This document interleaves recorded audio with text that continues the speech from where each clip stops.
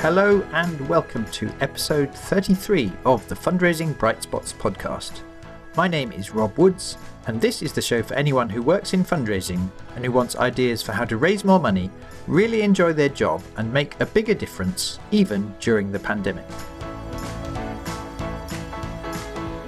Firstly, thank you ever so much to everyone who's been sharing episodes of this podcast with your followers on social media and with your colleagues. I really do appreciate your help in spreading the word so that as many charities as possible can benefit from the ideas. And if you're a major donor fundraiser, or you manage someone who is, and you try to stay forever curious about ways to improve your skills and your results, then I hope you're going to find today's episode useful. Because today I'm excited to share an interview with an excellent fundraiser named Paul Davies.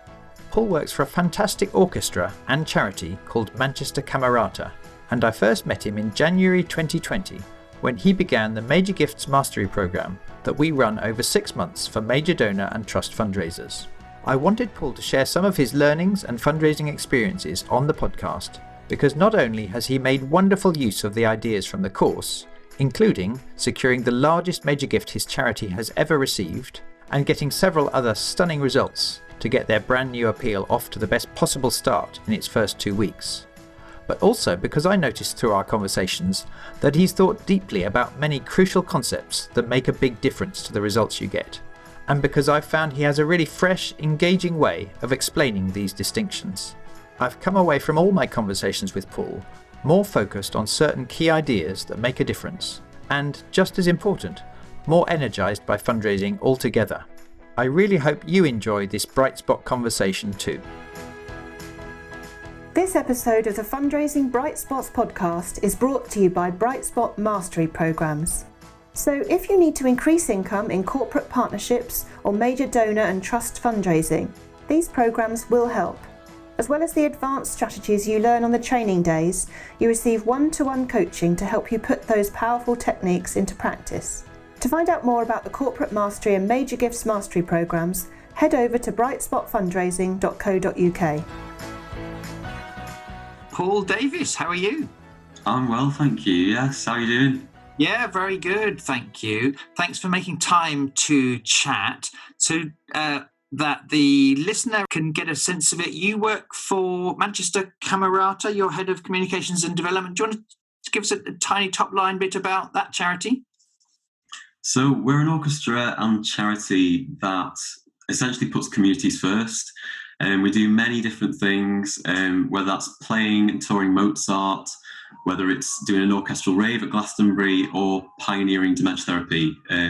We make a difference to people's lives. Fantastic, yes. And I've enjoyed over the last 6 months hearing a little bit more about the difference the charity makes, because you took part in the Major Gifts Mastery Programme this year for the first 6 months of 2020. Just before we get into some of the key things you learned, what was it like to do the Major Gifts Mastery Programme anyway, and I guess this year of all years? It was really nice meeting everyone initially, and there was a real fraternity of we're all fundraisers. We've all got these opportunities and challenges and fears in doing the job and all of that. And kind of it was a real community and really nice to share that experience with people and get to know other people and learn from what they're doing. And then lockdown hit and it became even more helpful and almost like really timely for me, because it was like having this sounding board and support around you and someone running alongside you, almost spurring you on. So it's been gold to me. Fantastic. Yeah, many people have said that having that group of people in their corner doing their best to raise philanthropic gifts, even at this difficult time, just that solidarity has been hugely helpful in addition to the content. And in terms of some of the key distinctions you learned from the training days or through the coaching, you and I had a chat the other day and you were telling me some really interesting bits of progress you've made in your understanding and in your practice. So do you want to tell me what are one or two of the things that you've taken from the program? So it's fundamentally helped my confidence and almost my mindset to fundraising.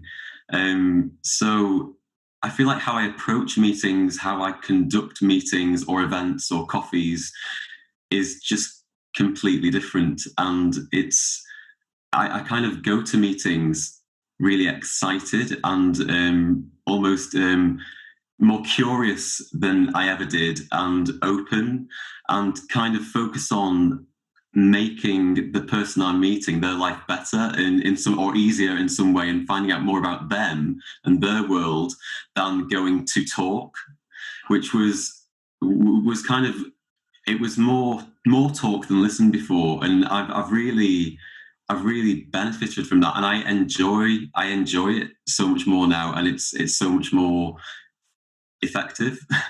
And it's kind of a lot more about the relationship and kind of marinating in that, and seeing the fruits of it.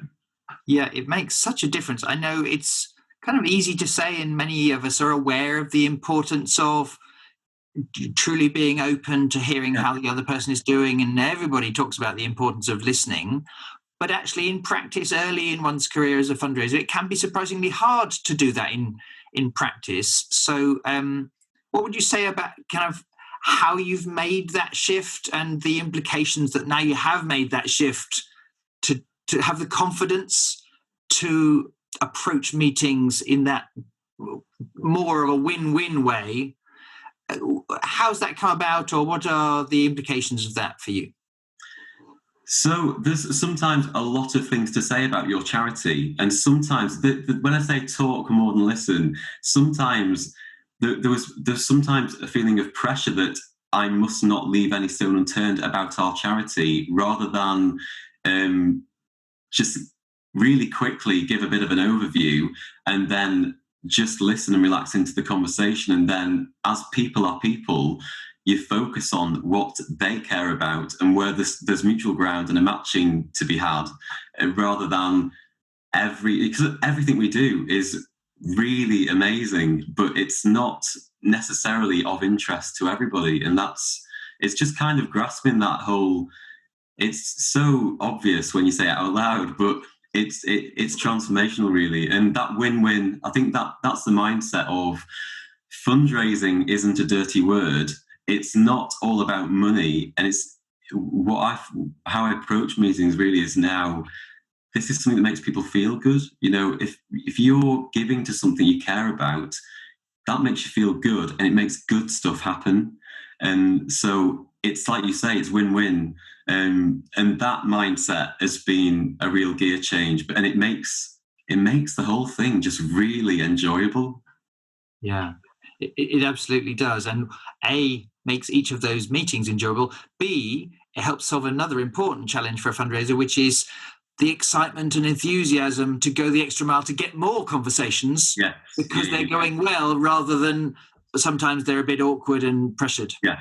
And so we've just launched what is our recovery appeal during COVID, and we've taken a really considered approach. We've taken our time about it. We did nothing knee jerk, and that came from fundamentally why we exist and what impact we want to make, and therefore what is our ask to people. It's not just about survival, it's about what impact we want to make with people's investment in us.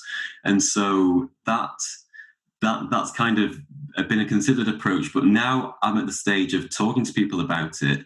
I'm prioritizing getting meetings in my diary, and my diary hasn't been fuller. Like I could be doing say a handful of meetings a month. Now I've got 6 key meetings a week, which are really important meetings in my diary.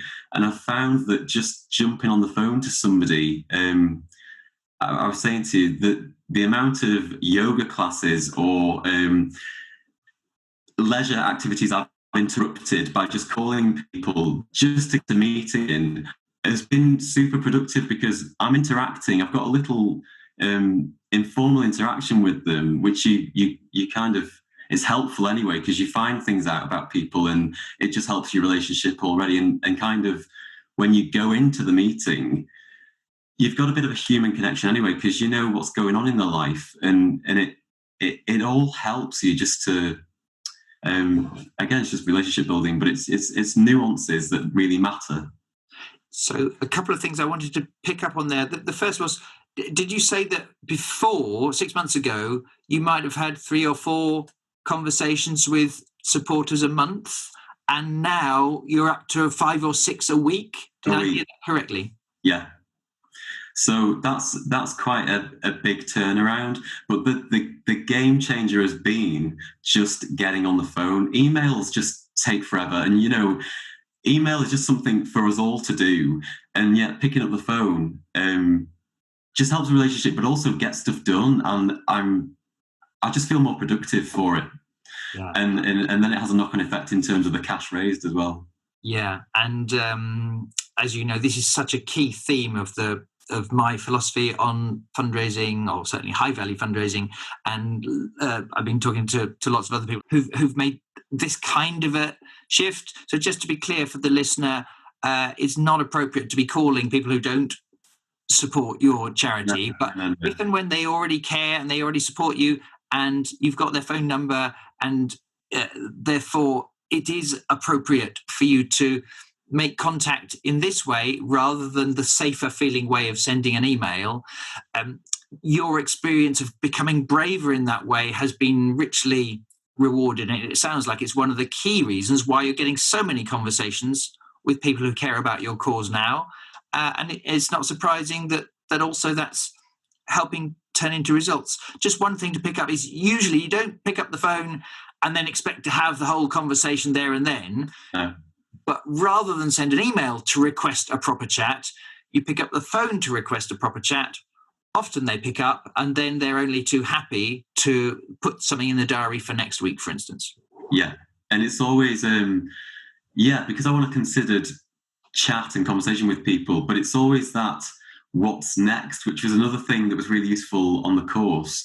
I think my mindset sometimes was, and it's just your negative chatter. Sometimes it can be on the negative side than positive. So with just calling someone, and it is our supporters, it would be they might think I'm bothering them, or I can't just interrupt their life, or maybe I can't, and they're just barriers. And actually, I had one person say, "Lovely to hear your voice," and this was somebody that I've had a growing relationship with, but it's grown all the more because of that. And now I'm having really enjoyable meetings with them, and it's going well. So, but it's almost that next, what's the follow-up? What's the next step? And again, I'm not being pushy by saying that, because it's this was great. When can I talk? When can we check in? Or, just setting a next date and next action. Yes. And that, again, it sounds easy and obvious in a way, but one only relaxes into feeling that is the most natural thing in the world to say if you've truly embraced the philosophy that people enjoy giving to a cause they care about. Yes. Which is different from where some charities are at, which is, please, can I get money so that we can pay for stuff? Yeah. You've taken to heart one of the exercises we did in the program that really helps us emotionally embrace the notion that if someone ends up giving generously to a cause they care about, their life does not become poorer. Generally, their life becomes richer in the deepest sense of the word. And in the same way, this helps with rejection, for want of a better word. Not everybody wants to give to our charity, and that's right and true enough, because our charity, like other charities, is amazing. We make amazing impact. But in terms of if you get a no or a no right now, it's not for me right now, but maybe it will be in the future, that's all good. And it almost helps you manage your own expectations. And I know it comes into you doing your research and all of that, but sometimes it's even in a conversation, that's all good. That's not a bad thing or something that you need to kick yourself about. It's all part of it, and it's really exciting. And again, it has real impact. They make real impact with us. Yeah, and part of that, not taking it personally, being okay whether they decide they do want to give today for their reasons or they don't want to give today for their reasons, being okay with that comes right back to one of the fundamental things we were talking about earlier, which is your goal is not to go out and get money. No. Or get people to give money. But if a key goal is to go and have as many conversations as you can with people who care about this cause, then you're just working the process, and some of those people, for their reasons, are going to be moved to want to give.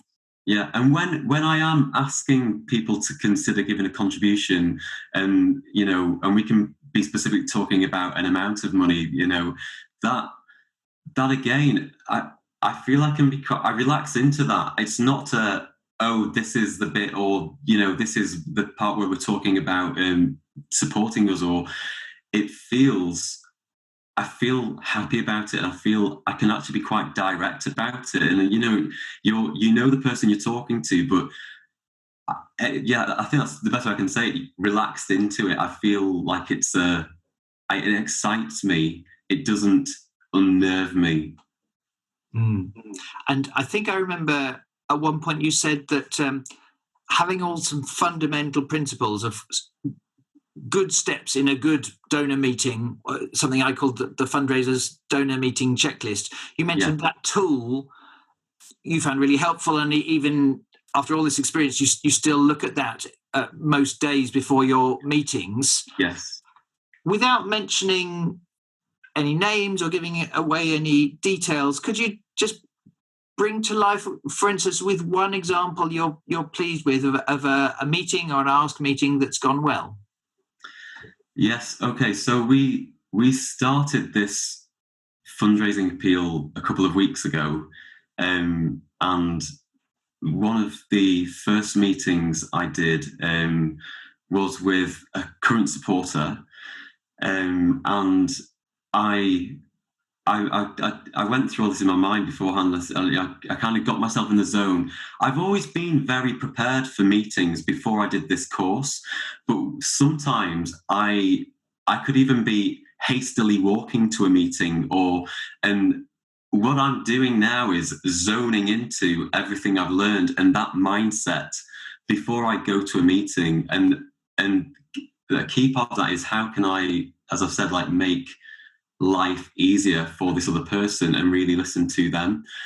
So this meeting we had quite early on, I talked the person through our plan, and I started off with the problem we're facing and our solution and the impact we want to make, which is very impact driven and focused, which and all the things that chime with this person specifically. And they have given us what is the largest gift an individual has ever given our charity. And it's a 5-figure gift, but it's a significant amount, and everybody feels good about it. Yeah, but I guess it's also knock-on effects of that huge result in terms of morale for your colleagues, or even some of the musicians.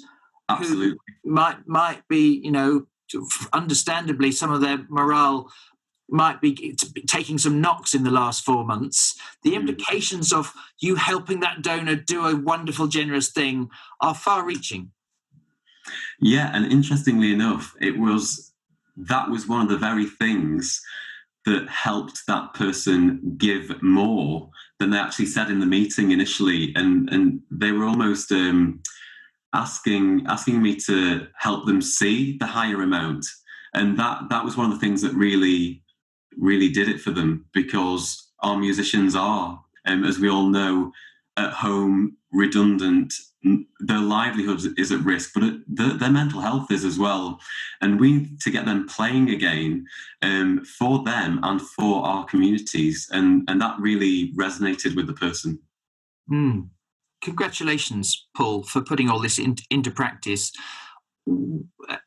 So you are at this stage of the appeal, you literally launched a couple of weeks ago, and I don't want to jinx anything. Everybody knows that these things are a long haul. However well you're doing, however generous donors are being, we must not be complacent. No. But 2 weeks in, what are the results so far that you could be pleased with?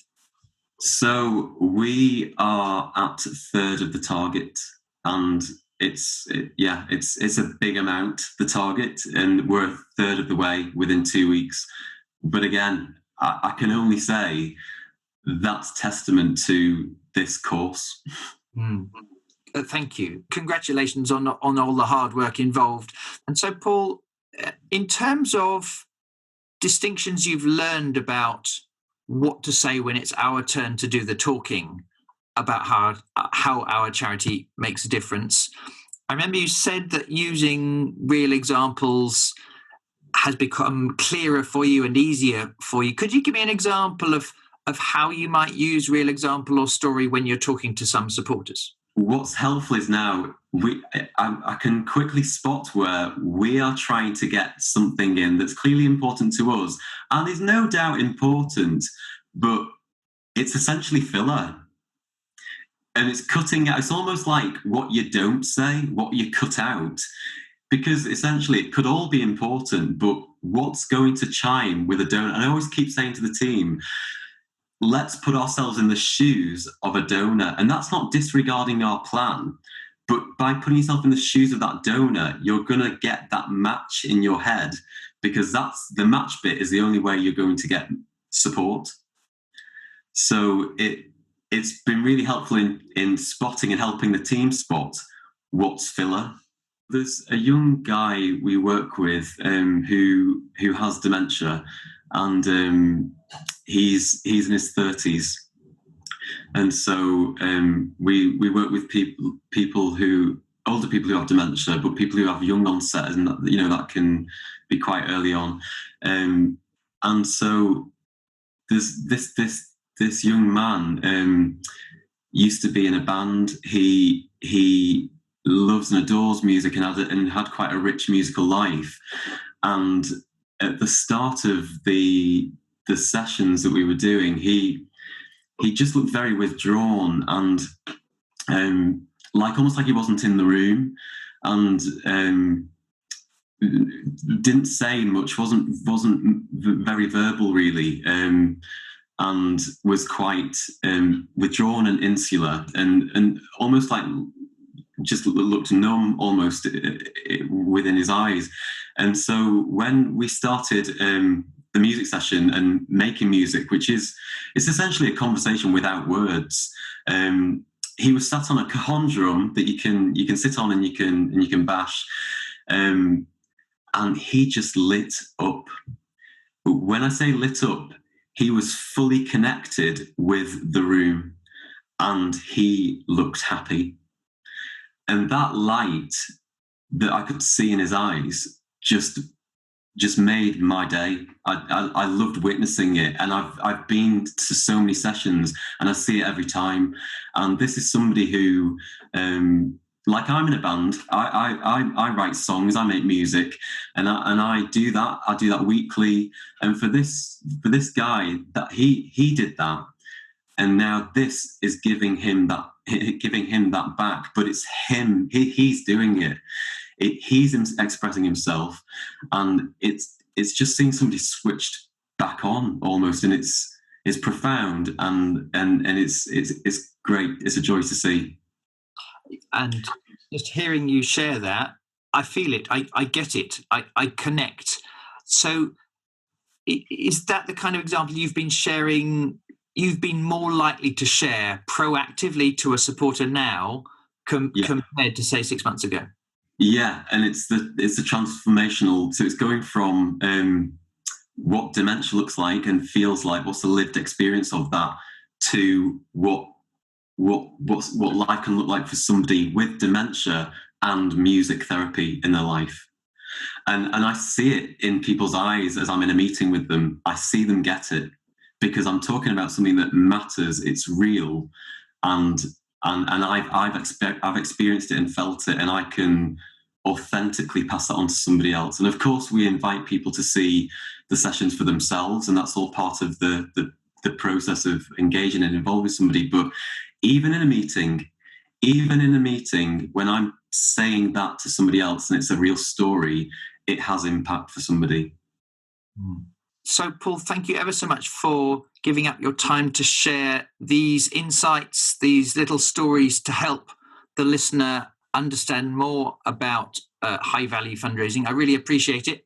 Huge congratulations on the progress you've made and the success of your new appeal so far. I think that's amazing, especially this year of all years, and especially for an arts charity of all the kinds of cause, that you're proving that it's doable is really inspiring to me, and I hope that the listener will find it helpful too. I look forward to catching up with you again soon, but for now, best of luck with your fundraising. Thank you so much. Bye. Bye. Well, I hope you enjoyed this interview with the irrepressible Paul Davies of Manchester Camerata. You can see a summary of the key ideas we discuss in the episode notes on the blog and podcast section of our website, which is brightspotfundraising.co.uk. You can experience the same level of training and coaching support that Paul did through our Major Gifts Mastery Programme and our Corporate Partnerships Mastery Programme. Both programmes start again in October 2020, and at the time of publishing this episode, we're accepting bookings at the early bird discount. We've run these programmes for the last 6 years, helping hundreds of fundraisers like Paul to lift their skills and results. But please be aware they always sell out, so if you're interested, do head over to our website to find out more, which is brightspotfundraising.co.uk/services. If you'd like to share today's episode with your colleagues or friends, thank you ever so much. As I say, it helps us to get these ideas to reach and help more and more charities. And if you want to get in touch, Paul's Twitter name is @PaulJ_Davies, and I am @Woods_Rob, and we're both on LinkedIn. Finally, thank you so much for listening today. I hope you enjoyed it, and I look forward to sharing more Bright Spot ideas next week.